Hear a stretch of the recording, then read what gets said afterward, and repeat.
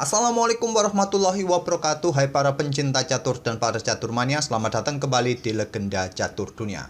Grand Chess Tour 2022 melanjutkan seri ketiga Super United Rapid dan Blitz Kroasia dari 5 seri yang dijadwalkan untuk tahun ini kawan. Dan 5 hari mendatang kita akan ulas game-game yang terjadi di turnamen atau event ini. Dan berikut inilah kawan, para pemain yang ikut serta di turnamen ini. Ada Magnus Carlsen juga di situ kawan.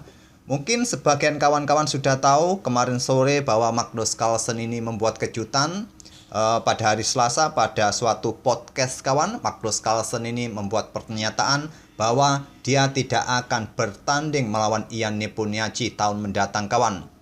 Alasannya sama seperti statement-statement sebelumnya bahwa Magnus Carlsen ini tidak mempunyai motivasi lagi untuk mempertahankan gelar juaranya. Dan juga desas-desusnya juga Magnus Carlsen ini sempat menawarkan proposal pada FIDE untuk merubah formatnya kawan. Karena FIDE tidak menyetujui formatnya, jadi Magnus Carlsen pun juga tidak tertarik lagi untuk mempertahankan gelar juaranya. Mungkin ada info yang lain kawan, saya juga tidak terlalu ngerti bahasa Inggris. Jadi saya tidak terlalu banyak membaca artikelnya. Jadi kalian kalau mempunyai informasi yang lebih detail, silakan tulis di kolom komentar agar kawan-kawan yang lain bisa mengerti apa sih alasan utama dari Carlsen untuk menolak melanjutkan gelar juara dunianya. Jadi kalau Magnus Carlsen nanti tidak mau bertanding melawan Ian Nepomniachtchi kawan, jadi Ian Nepomniachtchi nanti akan diadu dengan Ding Liren dengan peringkat nomor 2 dunia kawan. Jadi ya Ding Liren, Ian Nepomniachtchi mempunyai kesempatan besar untuk menjadi juara dunia ke depannya kawan. Mengingat Magnus Carlsen ini merupakan pecatur yang superior saat ini kawan. Sulit untuk ditaklukkan oleh para pemain yang lain, khususnya dalam permainan klasikal. Karena otaknya ini seperti otak engine kawan. Langkah-langkahnya selalu presisi. Inilah yang menyulitkan bagi para pemain untuk menyingkirkan Magnus Carlsen dalam permainan klasik.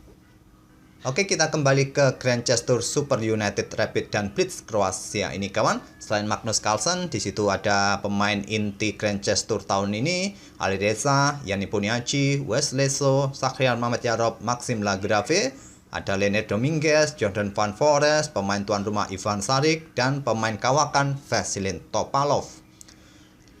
Dan untuk format di turnamen ini kawan, para pemain akan memainkan format round robin. Artinya para pemain nanti akan saling bertemu dengan game rapid selama 3 hari dengan kontrol waktu 25 menit increment 10 detik. Permainan blitz selama 2 hari, kontrol waktunya adalah 5 menit increment 2 detik. Tidak ada tawaran remis kawan. Dan untuk soal poin, pemain yang menang dalam permainan rapid akan mendapatkan 2 poin, remis mendapatkan 1 poin, dan 0 poin bagi yang kalah. Untuk poin di permainan blitz, 1 poin untuk yang menang, setengah poin untuk yang remis, dan 0 poin bagi yang kalah.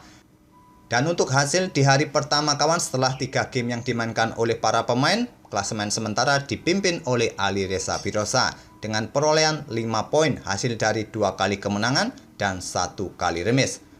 Dan di posisi kedua, ketiga, keempat, dan serta kelima ini kawan, poinnya sama, ada Magnus Carlsen, Wes Leso, MVL, dan Jordan Van Foreest. Masing-masing mendapatkan 1 kali kemenangan dan 2 kali remis, dan seterusnya bisa kalian lihat di situ kawan. Dan untuk game yang akan kita ulas, saya pilih permainannya Ian Nepomniachtchi kawan. Saya tidak akan mengulas permainan Magnus Carlsen. Kebanyakan langkah-langkahnya game Magnus Carlsen ini cukup panjang kawan, berakhir dalam permainan endgame. Jadi saya pilih permainannya Ian Nepomniachtchi berhadapan Mamedyarov di babak ketiga.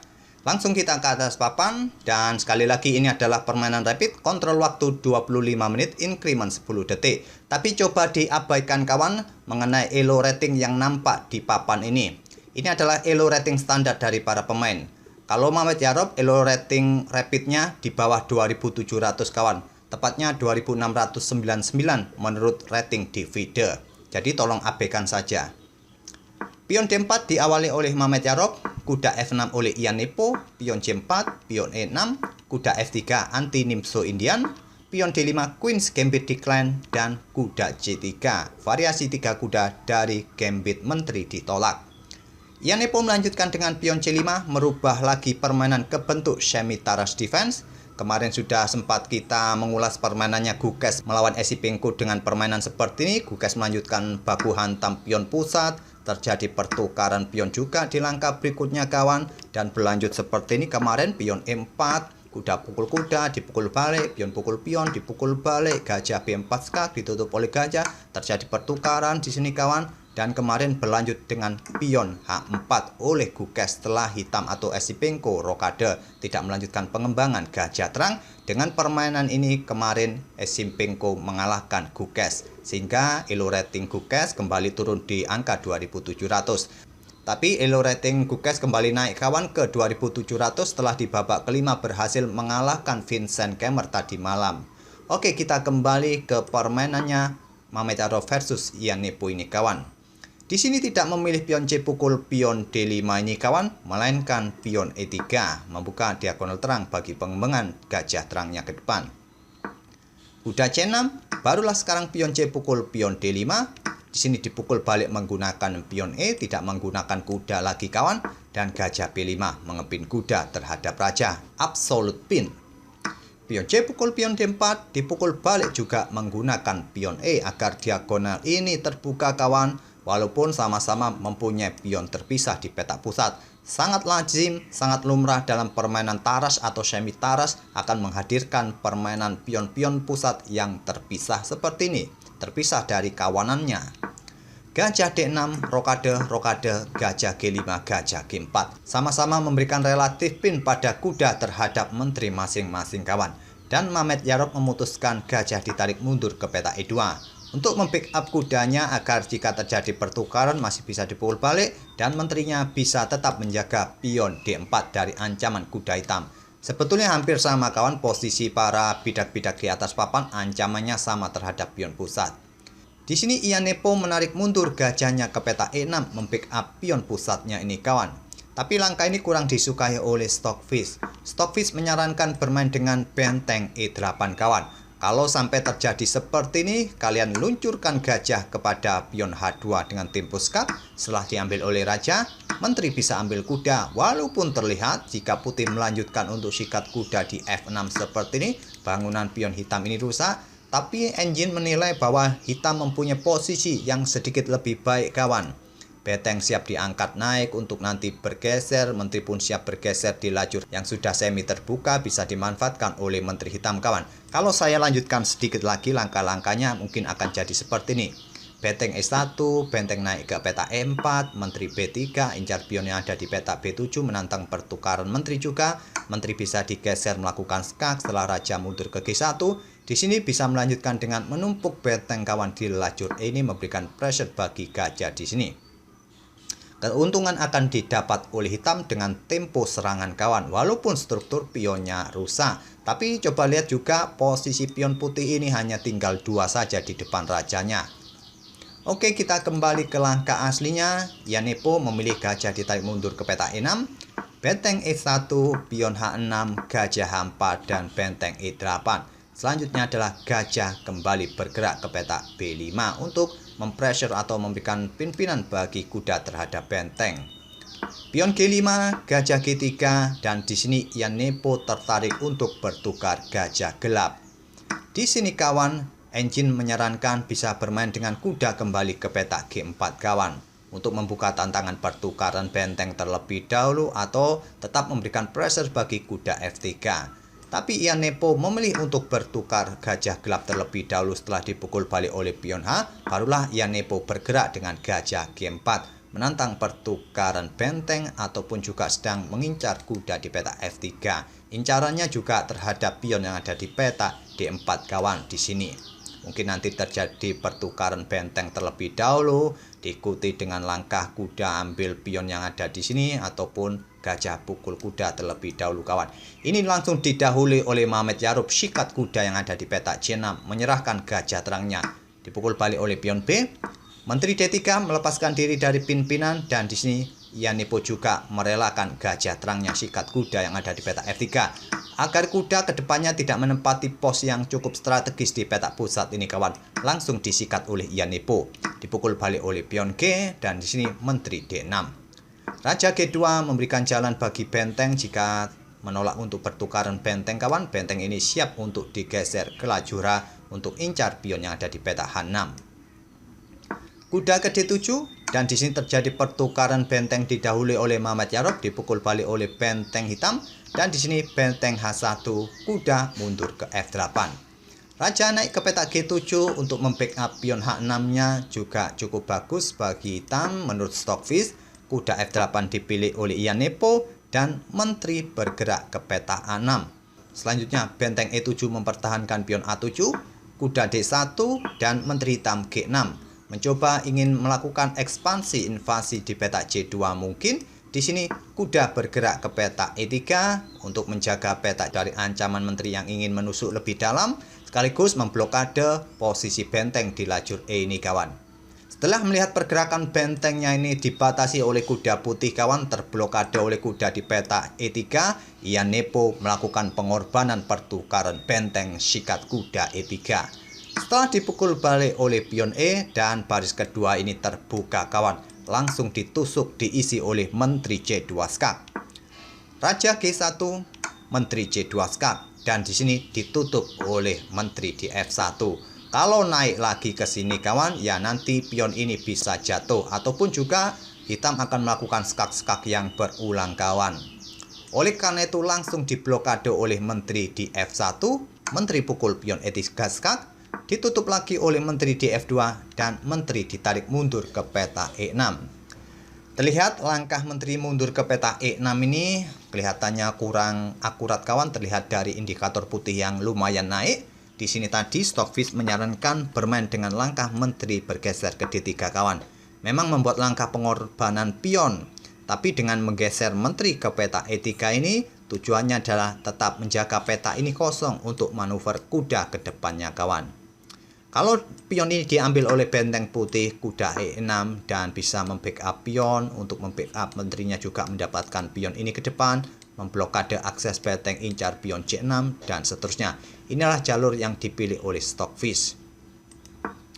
Menteri E6 dipilih oleh Yani Puniaji dan di sini raja naik ke peta G2, memberikan opsi bagi benteng apakah tetap berada di lajur H atau bergeser kawan. Di sini menteri hitam G6 dan benteng C1 incar pion lemah pion C6 kawan. Ciri khas pion lemah semacam ini sudah tidak terkoneksi dengan kawan-kawan yang lain, karena kawan-kawan lain di lajur B sudah kosong, hanya ada satu pion terpisah di sisi kiri papan. Pion semacam ini, backward pawn semacam ini kawan, hanya bisa didukung oleh para perwira, yang nanti membuat para perwira akan pasif menjaga pion semacam ini kawan. Kalau pion di lajur H ini ya masih bisa didorong untuk beradu dengan pion putih. Kalau pion C didorong ya sama saja melakukan pengorbanan pion. Kuda E6 sekarang oleh Ian Neponiachi untuk incar pion ini ke depan kawan, dan di sini menteri bergeser ke E3. Kenapa saat kuda bergerak ke sini terlihat di sini dukungan terhadap pion yang ada di peta C6 ini sudah terputus? Kenapa tidak diambil oleh benteng?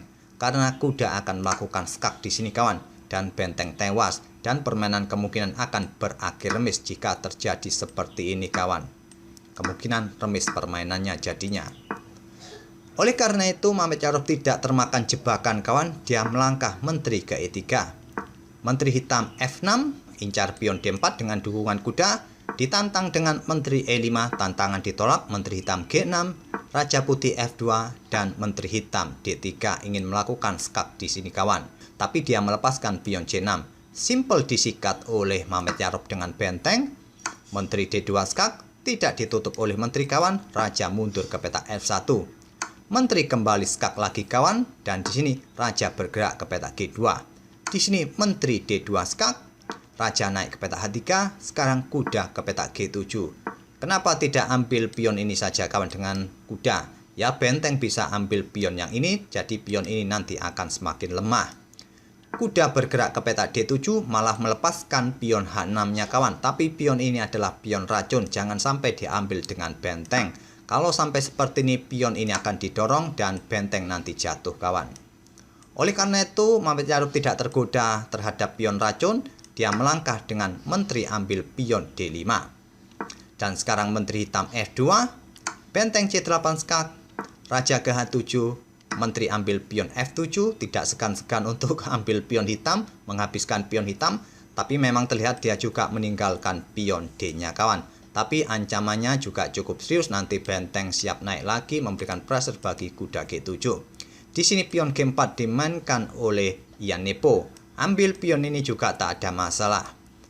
Pion G4 skak, dan di sini setelah diambil oleh raja, Ian Nepo menyerah di langkah ke-42. Karena sudah merasa kalah pion, kalah kualitas perwira, jadi percuma saja permainan dilanjutkan juga kawan. Mengingat juga kontrol waktu dari Ian Nepo Niaci ini menyisakan sekitar 3 menit. Apabila permainan tetap dilanjutkan dengan variasi menteri ambil pion ini kawan, ya simpel, raja mundur lagi ke peta H3 dan sudah tidak ada potensi ancaman skak lagi kawan. Nanti bagaimana benteng ini bisa bergerak untuk mendukung menterinya, ancam kuda, ancam pion di peta A7 bisa juga dilanjutkan kawan. Ataupun kalian ingin bermain dengan variasi pion H5 skak, raja simpel bergeser ke sini juga masih ada kesempatan skak di sini, bergeser ke sini, kalau dikejar lagi ya raja bergerak ke sini dan sudah tidak ada kesempatan melakukan skak lagi kawan. Dan ancaman skak mat 1 langkah, menteri ke peta G6, menteri G8 skak mat. Kalaupun kalian ingin mengorbankan menteri di sini untuk mendapatkan skak, ya bisa saja, tapi disikat oleh benteng. Nanti benteng naik lagi ke peta C8 mendukung menterinya untuk ancaman skak mat yang sudah tidak bisa dibendung lagi kawan. Oke, itulah kawan permainan dari Shakhyar Mamedyarov yang mengalahkan Ian Nepo Niaci di babak ketiga di turnamen Super United Rapid dan Blitz Kroasia seri ketiga dari Grand Chess Tour 2022 ini. Semoga permainan dari kedua pemain ini bisa menghibur kalian dan bisa memberikan wawasan dalam permainan Queen's Gambit Decline variasi Semi-Taras Defense, dan kita akan bertemu di video-video berikutnya. Terima kasih. Wassalamualaikum warahmatullahi wabarakatuh.